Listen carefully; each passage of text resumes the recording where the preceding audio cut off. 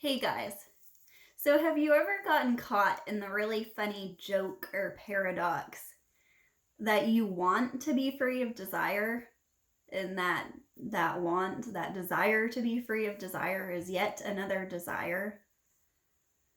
And so we often blame desire. Desire is a word that's like the scapegoat for all of the things that we sort of stuck and tagged along with that poor goat.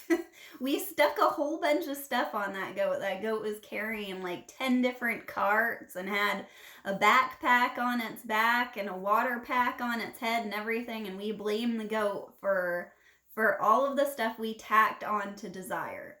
And so, what does desire become when we take away time? If everything is just a field of consciousness, if time is an illusion, past and future are illusory, and what's the only thing that can truly be experienced is this, what is desire?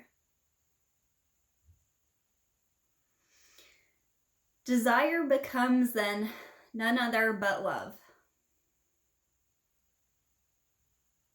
Desire is what you want itself. But you didn't want to accept that, did you? You didn't want to accept that you want to be someone with desires, but you are. And so the funny thing is, when we let ourselves have desires, when we see that as the greatest courage to go for what we want, knowing that it's not here right now, and there's fears attached with desire. Often our deepest desires are also our deepest fears. When we really examine, we really let ourselves have desire, all kinds of surprises come up. Wonderful and also seemingly nasty, because we were so scared of it, we didn't let it lead it along and let it be part of our experiences. So, what is desire with acceptance? What is desire without time? What is desire along with acceptance? What does that look like? Well, I told you it looks like love. Here's an example of something that happened in my life. So if you've listened to my past videos, you know that I really love summer and I have a hard time in the winter sometimes. And so in the past, there's been a storyline running about me not liking fall and not liking winter. And so I recognized this and recognized it as the ego complaining about what I want. I want summer in the winter, and that causes me pain. The desire for summer in the winter is causing me pain. And so the way that I broke through this was just noticing the beauty in nature that was in the winter. And so I trained myself. There's one winter in particular where I really, really trained myself to see the beauty in nature everywhere I went. I'd try to get outside still, and I'd really notice it. I noticed the brilliant colors that were still there, the beautiful forms of the plants that were still around, the forms of the trees and how beautiful they were. I just constantly, that was just something I did. And that spring, all of a sudden, spring like happens really fast here, like it does everywhere up north. It's like everything explodes all of a sudden. And so spring had just hit, and there were flowers and scents in the air and birds, and I decided that this day to go on a run on this road that previously I was scared to run down because it was kind of narrow, so I was scared of the traffic there. But this day I was just like, yeah, I'll go for a run down there. And when I did, it was like I entered an alternate reality, and I completely lost myself. And there was just this intoxication of my surroundings and everything around, because I realized that I had trained myself when there wasn't much to see. to see, to appreciate. And all of a sudden, there were all of these forms and scents and sounds of birds and everything. And it was so big, it killed me in a way. And I just died to love and I died to bliss. And I continued to run down that road and continued to have experiences, even as, you know, I got used to the beauty of spring around me and everything. The feeling, I started just becoming open to this appreciation and these feelings, and the feelings deepened more than just appreciation for nature.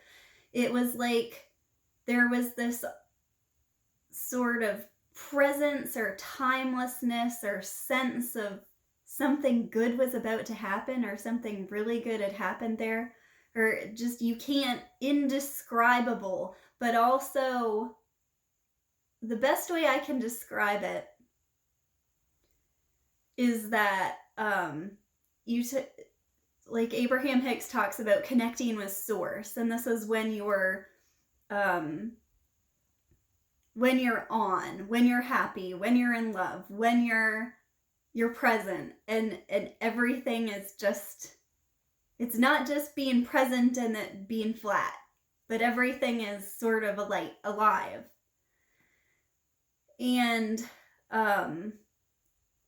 it's like this comes through to us in flavors, and we can't quite describe them, but in the moment it's palpable that there's something. And so I started noticing this, and I started noticing this about different places that I would go, and just within like the same town or whatever. So I started noticing this energy, and it was a timelessness. Like it was this love, but it was also a desire for things, and I couldn't explain what it was.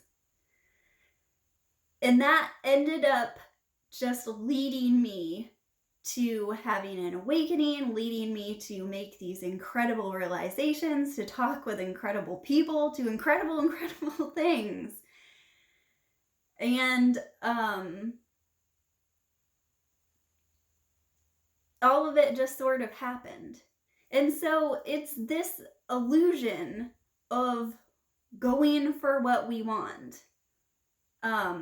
This illusion of life unfolding, of these seasons coming and going, to sort of sensitize ourselves. Because would spring be such a beautiful thing if it wasn't so short-lived? No, this is exactly what we want. We want to be people who are unfulfilled, having desires so that we can be fulfilled. And you can align with this. You chose to come here. You chose to be you. You chose to have a past that seems as if you had suffered.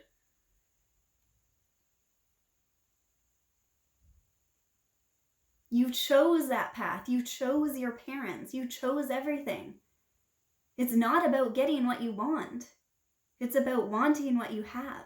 It's about wanting this moment. It's about wanting where you're going. It's about taking control of where you're going, and knowing in your heart that you can go somewhere absolutely beautiful. Because this moment is absolutely beautiful. So how could it be otherwise? It couldn't.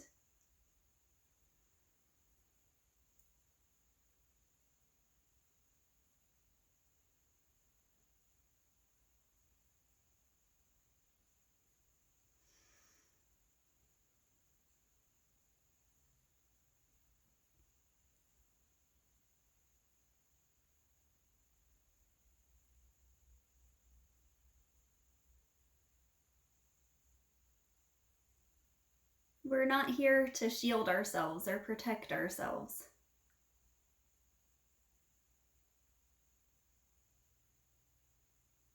We're here to follow our hearts.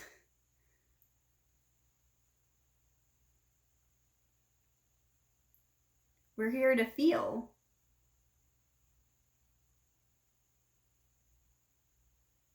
We're not here to be numb to it all, to be above having desires, to be above disappointment.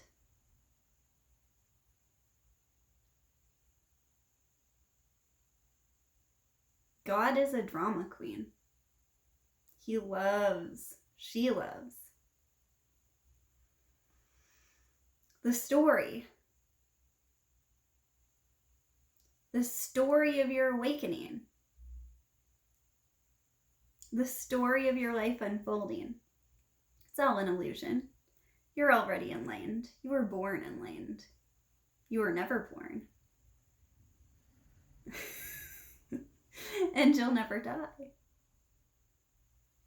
But you love the story.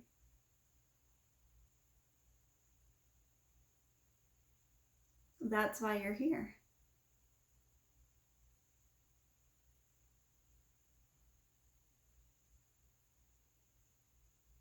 So align with love.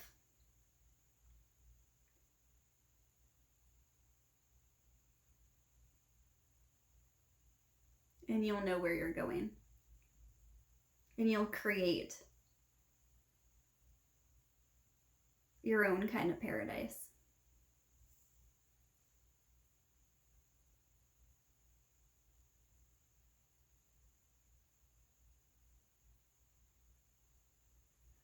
I love you guys.